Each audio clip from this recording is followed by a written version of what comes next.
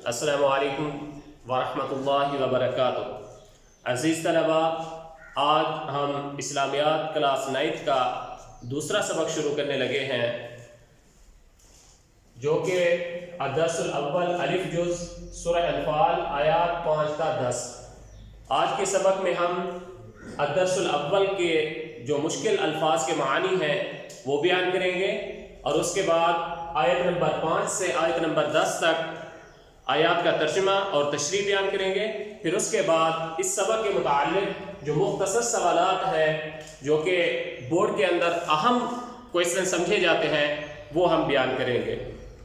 तो सबसे पहले हम इस सबक के मुताल्लिक़ जो मुश्किल अल्फाज हैं उनके मानी बयान करते हैं। सबसे पहला लफ्ज़ है अल-अनफ़ाल, इसका माना है माल गनीमत।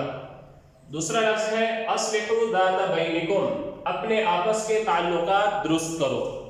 तीसरा लफ्ज़ है वाजिलत, इसका माना है डरते हैं या डर जाते हैं। चौथा लफ्ज़ है कारिहून, इसका माना है नागवारी महसूस करने वाले। पांचवा लफ्ज़ है युसाकूना, इसका माना है वो हांके जाते हैं।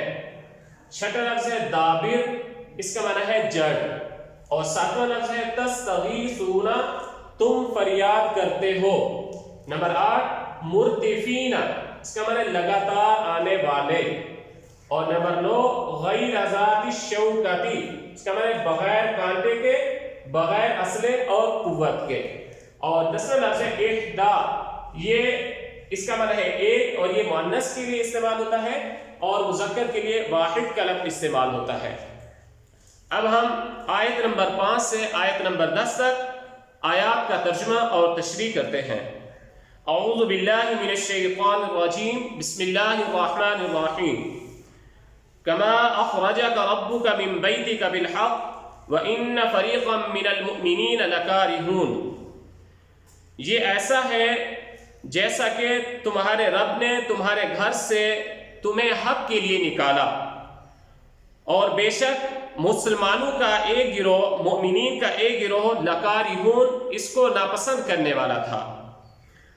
इस आयत करीमा में अल्लाह तबारक व तआला ने उन सहाबाए किराम को, उन मुसलमानों को जिन्होंने ग़ज़वा बदर में फ़तह के बाद माल को जमा किया, उनको तसल्ली दे रहे हैं। गुज़िश्ता सबक में मैंने बयान किया था कि जब अल्लाह ताला ने मुसलमानों को ग़ज़वा बदर में फ़तह दी तो मुसलमानों के 3 गिरोह हो गए थे।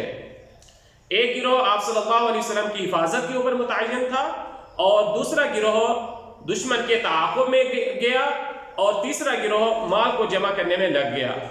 तो वो तीसरा गिरोह जो माल जमा कर रहा था, उनकी ख्वाहिश ये थी कि ये माल हमारा हो, लेकिन फैसला उनकी ख्वाहिश के बरअक्स आया कि अल्लाह ताला ने फरमाया कि माल गनीमत की तकसीम के फैसले का हक अल्लाह और उसके रसूल को है।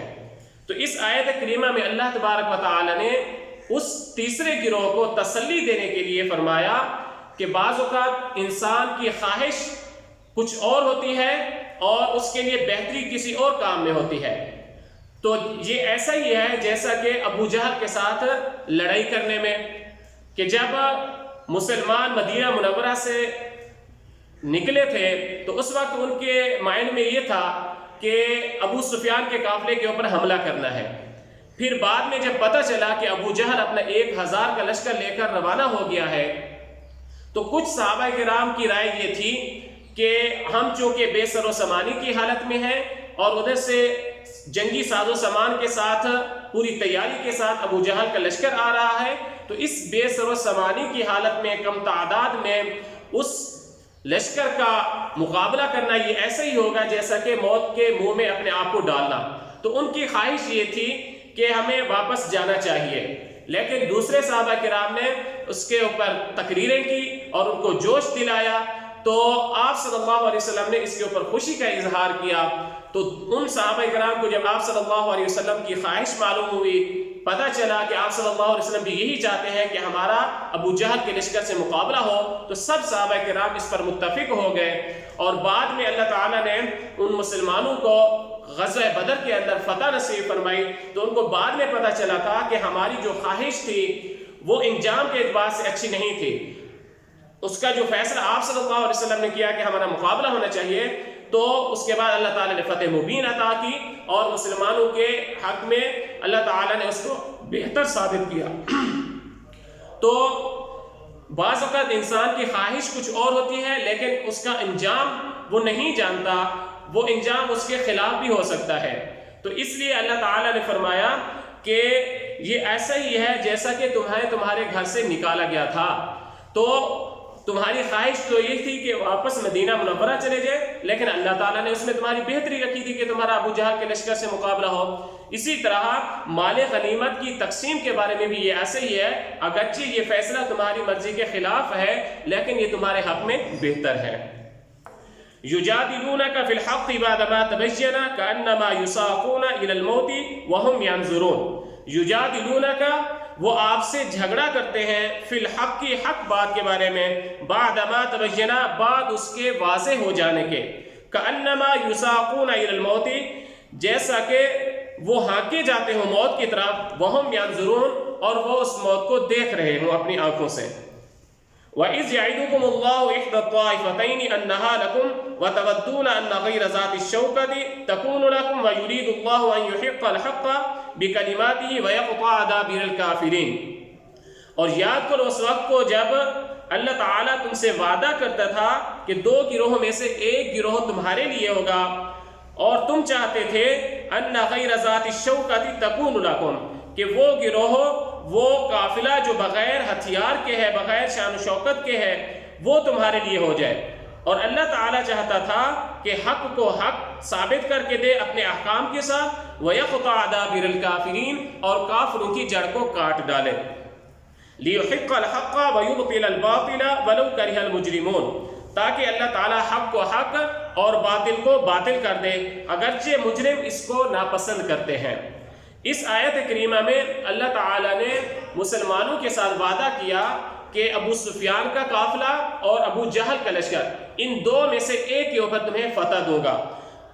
طائفتین سے مراد کا معنی ہے دو گروہ، اس سے مراد ایک ابو سفیان کا تجارتی قافلہ جو ملک شام سے مکہ مکرمہ کی طرف واپس جا رہا تھا تجارت کر کے، اور دوسرا ابو جہل کا جنگی لشکر جو مکہ مکرمہ سے مدینہ منورہ مسلمانوں سے لڑنے کے لیے آ رہا تھا۔ اِذْ تَسْتَغِیثُونَ رَبَّکُمْ فَاسْتَجَابَ لَکُمْ أَنِّی مُمِدُّکُمْ بِأَلْفٍ مِّنَ الْمَلَائِکَةِ مُرْدِفِینَ۔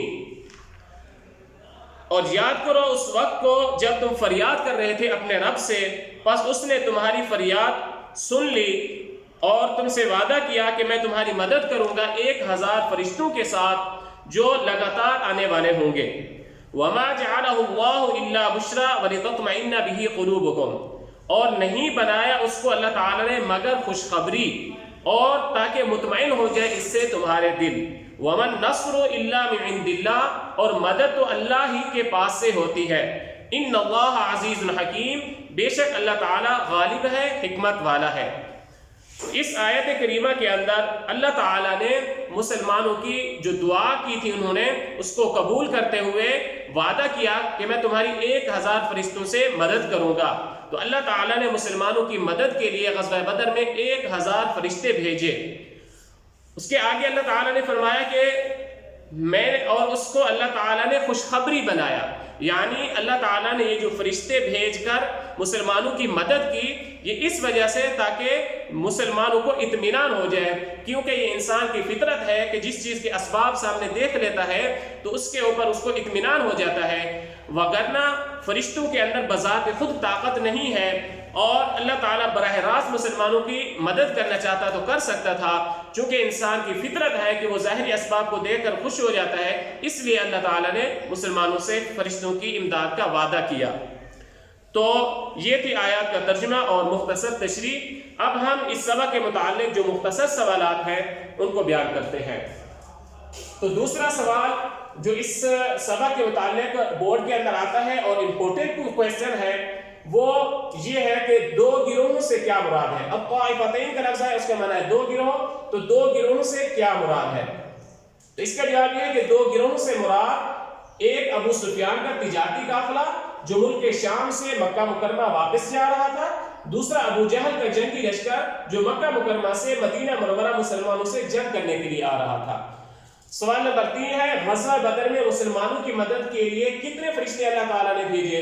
تو اس کا جواب یہ ہے کہ 1000 فرشتے اللہ تعالیٰ نے مسلمانوں کی مدد کے لیے غزوہ بدر میں بھیجے۔ تو یہ تھے آج کا سبق، اس کے الفاظ، معانی اور آیات کا ترجمہ اور تشریح اور اس کے متعلق مختصر سوالات۔ السلام علیکم۔